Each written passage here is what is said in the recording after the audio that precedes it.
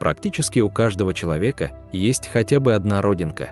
Родинки появляются у детей с рождения и могут образовываться на коже в течение всей жизни.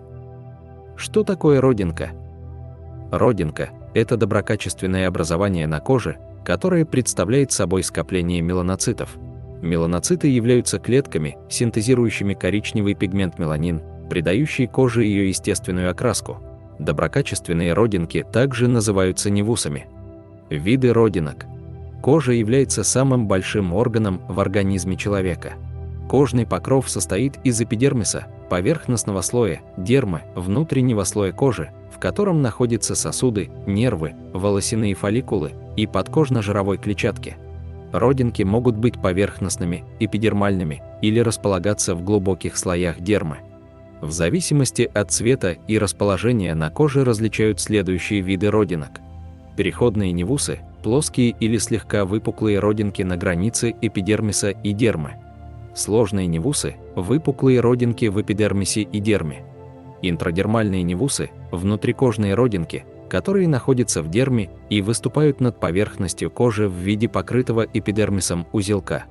Голоневусы – вокруг родинки формируется обесцвеченное белое пятно, причинами появления которого могут быть аутоиммунные заболевания и солнечные ожоги. Голубые невусы – родинки имеют серо-голубую окраску и расположены в дерме. Красные и розовые родинки не являются невусами и не состоят из меланоцитов. Красные родинки представляют собой разрастание мелких кровеносных сосудов. Сосудистые родинки называются ангиомами.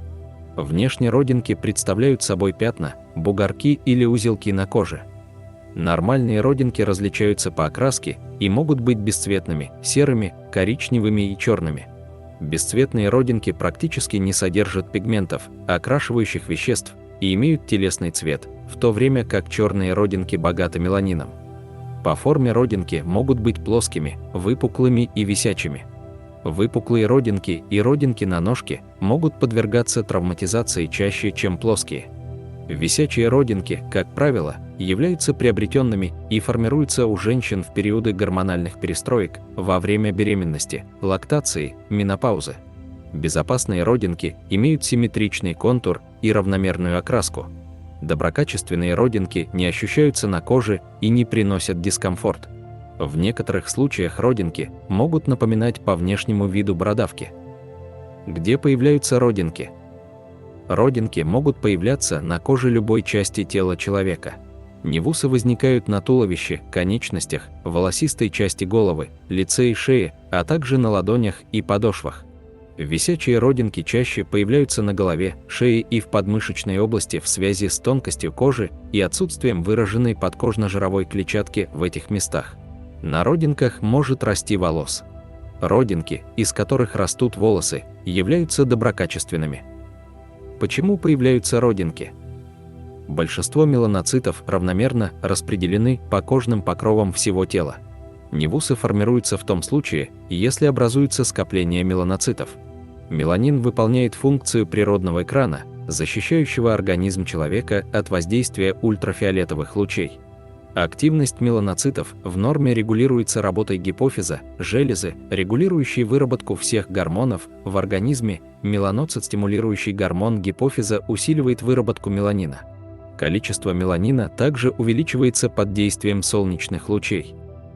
Появлению родинок способствуют инсоляция, солнечное излучение, изменение гормонального фона, наследственная предрасположенность. Под действием ультрафиолета может произойти не только формирование нового невуса, но и перерождение существующей родинки в атипичную родинку, из которой может развиться рак кожи. Наследственность и гормональный фон также играют роль в развитии меланомы, рака кожи. Какие родинки опасны? Опасность родинок заключается в том, что они могут трансформироваться в злокачественные новообразования кожи. Раковые родинки по внешнему виду напоминают нормальные невусы, поэтому их трудно различить. Нормальные родинки имеют ровную поверхность, четкий контур и равномерную окраску. Доброкачественная родинка растет медленно, в течение десятилетий, и может постепенно становиться светлее. Признаки атипичных родинок включают асимметрию родинки, изменение контуров родинки, неоднородную окраску невуса. Размер родинки более 6 мм. Быстрое изменение формы, цвета и размера родинок.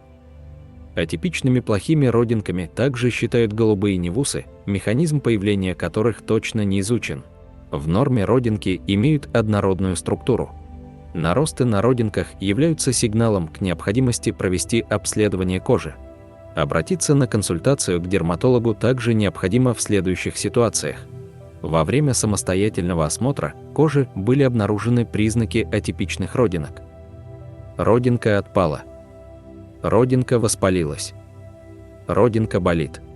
На родинке появилась корочка. Для того, чтобы детально рассмотреть образование на коже, помимо визуального осмотра кожных покровов, врач-дерматолог проводит дерматоскопию родинки. Дерматоскопия – это диагностический метод, позволяющий провести осмотр кожи при помощи оптического прибора с увеличением. Признаки меланомоопасных родинок видны при дерматоскопии лучше, чем при визуальном осмотре. При необходимости после осмотра дерматолог может назначить биопсию родинок. Показаниями к проведению биопсии родинки являются наличие необычных шершавых родинок, двухцветных родинок и родинок с черными точками. Можно ли удалять родинки? Диагностикой и удалением опасных родинок занимаются врачи-дерматологи. Убрать родинки можно путем их хирургического удаления малоинвазивными или консервативными методами.